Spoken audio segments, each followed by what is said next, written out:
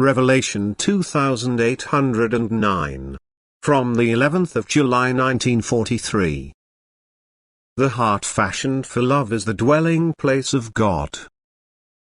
God himself takes abode in the human being's heart who has shaped himself into love and thus unites with him, for love leads to unity with God. Through love the human being aligns himself with the eternal deity and has reached the goal which was set for you in earthly life. And if the human being is then intimately united with God, his life on earth is only everlasting activity of love, for then God himself is working in him and his activity is love. And then his soul will be ripe for eternity. And if God still leaves the human being on earth, it will only be for the sake of his fellow human beings, who should take his way of life as an example so that they, too, will adopt God as their own in serving love and seek unity with him. God himself can take abode in a well-formed heart. He can fill the human heart with his grace and love in all fullness. He can express himself through the human mouth and dwell amongst people who are of good will. For now he will constantly speak to them through his instrument, through the earthly child which has become love, which hears his word and conveys it to those who want to hear it. And as soon as he himself speaks to people, he will also be recognized in the word.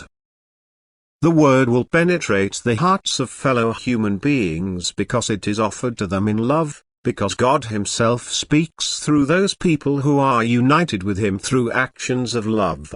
The human being himself will be blissfully happy, and inner peace will make him happy. He will always feel surrounded by divine care. Suffering and misery will pass him by, and only his love for his fellow human beings will let him suffer as soon as he cannot bring them help.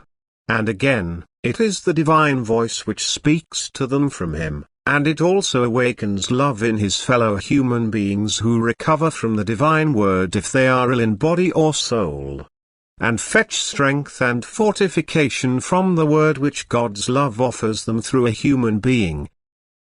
A person whose heart God chooses to dwell in himself can already be called blessed on earth, for he has overcome the earth, even though he still dwells on it. He no longer lacks strength if he is oppressed by the world. He has God within himself, and in his proximity he feels strong and invincible. He also pays no attention to the attacks by the world, for he knows that nothing will happen to him without God's will, which is in him. He is also not afraid of death, for he knows that he will pass painlessly into eternity, because he who lives in God and has God in him will not know the horrors of death. He only longs to be rid of his physical shell and to behold God face to face. He no longer demands anything from the world and only finds his happiness and peace in union with God, with the one who is love.